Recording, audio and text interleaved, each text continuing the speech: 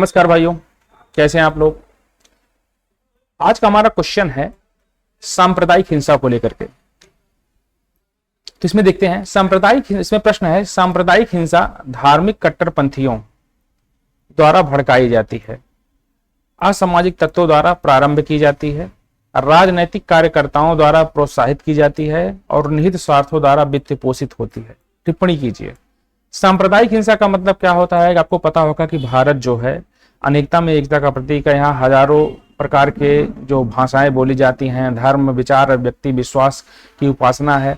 ठीक है, अनेक प्रकार के जो है भाषाएं बोली जाएंगी और जगह जगह जो है कहा इसमें एक कहावत है कि जगह जगह पर पानी बदलता है और भाषा भी बदलता है, एक कहावत है। ठीक है, तो भारत में अनेकों धर्म, जाति, मूल, वर्ण, लिंग के लोग रहते हैं, तो यहाँ पर संप्रदाय अलग अलग होने का स्वाभाविक कारण होता है।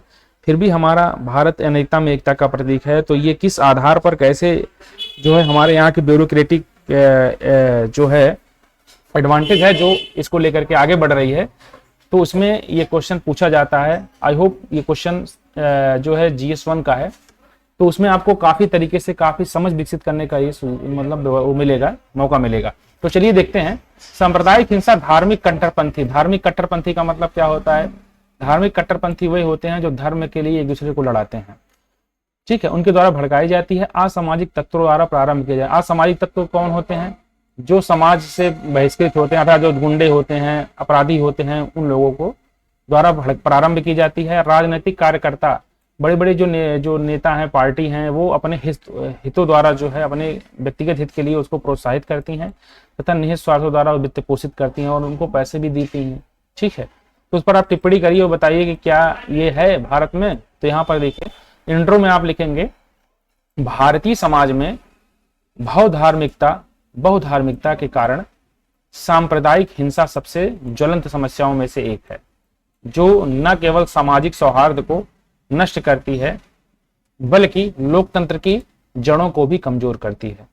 अब वो भारत जैसे देश में, जो कि आपको पता होगा कि इसका जो क्षेत्रफल है 32,84,578 वर्ग किलोमीटर इसका जो है क्षेत्रफल है।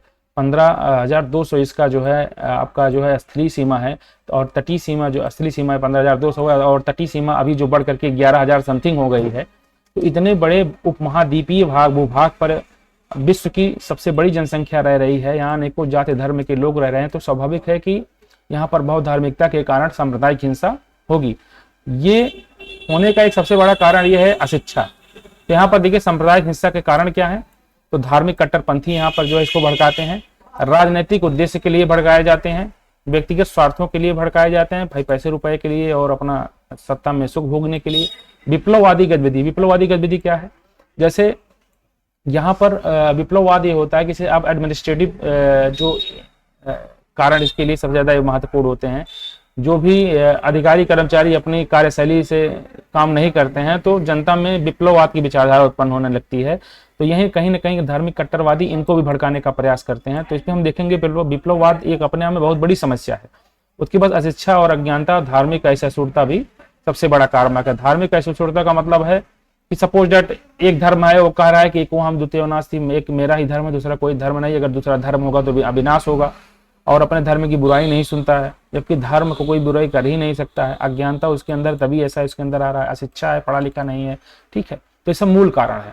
तो आप ग्राफ में इसको दिखा सकते हैं।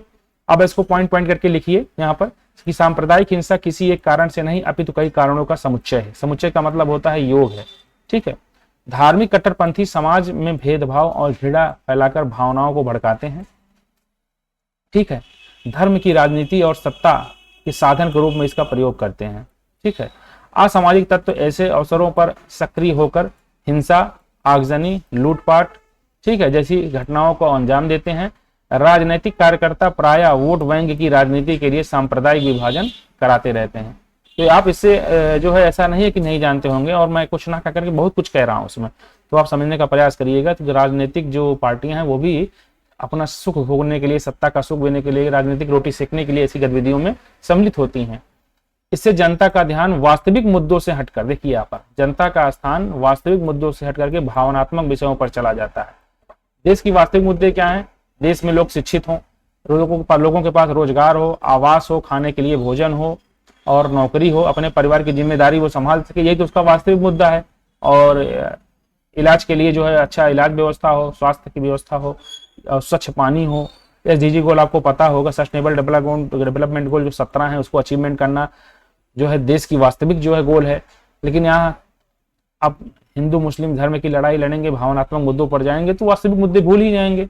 ठीक है, इसके अतिरिक्त निहित स्वार्थी तत्व जैसे तस्कर हुए, विदेशी एजेंट हुए, स्थानीय माफिया हुए, इस हिंसा को वित्त पोषित करते हैं जिससे कि उनको देश में अस्थिरता रहे, उनको लाभ मिल सके। ठीक है, तो एक सिविल सर्वेंट होने के नाते, एक एस्पिरेंट होने के नाते आपका एक फंडामेंटल ड्यूटी है और आपका एक नैतिक कर्तव्य भी है कि आप इस चीज़ों को समझें और अपने यहाँ आने वाली जनता जो आप विप्लववादी गतिविधियों से जुड़ी हुई है, जिसको आप न्याय नहीं दे रहे हैं, उसको न्याय देने का प्रयास करिए। जो सही हो उसको कम से कम करने का प्रयास करिए। यहाँ तो अब तो ये दशा हो गई कि सही काम करने के लिए भी पैसे लिए जा रहे हैं। बुरी काम तो छोड़िए, सही काम करने के लिए पैसे लिए जा रहे हैं। जो अपना काम जो जिसके लिए सरकार पैसा देती है, अब अधिकारी उसका भी पैसा ले रहे हैं। ये तो बहुत दयनीय और निंदनीय चीजें हैं और इससे जो है समाज में विप्लववाद की विचारधारा, उग्रवादिता की विचारधारा और ये एक तरीके से आप अधिकारी जो है आतंकवाद फैलाने तक की गतिविधियों को जो है ये न्योता दे रहे हैं। क्योंकि जब समाज में असंतोष होगा, अन्याय होगा तो जनता कहीं ना कहीं उठ जाती है। ठीक है, तो सांप्रदायिक हिंसा सामाजिक एकता को तोड़ती है, विकास की प्रक्रिया को रोकती है और शासन प्रशासन की विश्वसनीयता को कमजोर करती है। यहाँ पर इस चीज को लेखक ने लिख दिया है। आई होप ये चीजें बहुत इंपॉर्टेंट है और आपको यहाँ पर समझना चाहिए कि सांप्रदायिक हिंसा कितना देश के लिए खतरनाक है, लोकतांत्रिक विकेंद्रीकरण को खत्म करती है। इसलिए अधिकारियों को इस पर सोचना चाहिए, नेताओं को इस पर सोचना चाहिए, इस पर विचार करना चाहिए। उसके बाद यहाँ पर आप निष्कर्ष निकलेंगे। वस्तुतः या कहा जा सकता है कि सांप्रदायिक हिंसा का समाधान केवल प्रशासनिक नहीं अपितु सामाजिक और वैचारिक भी है। ठीक है, जब तक शिक्षा, सहिष्णुता, संवाद और संवैधानिक मूल्यों की जड़ें समाज में गहरी नहीं होंगी तब तक शांति और एकता का संभव नहीं हो पाएगा।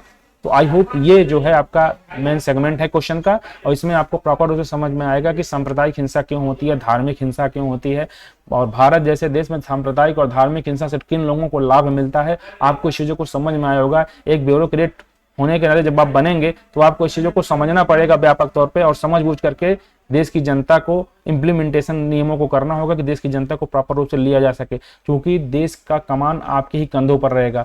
नेता, विधायक, मंत्री 5 साल के लिए आएंगे, चले जाएंगे, लेकिन आपको देश को संविधान के हिसाब से चलाना है, व्यक्तिगत स्वार्थों से ऊपर उठ करके। फिलहाल आज के लिए इतना ही। कोई भी क्वेरीज होगी तो आप बताइएगा, हम उसको संशोधन करने का प्रयास करेंगे। नमस्कार।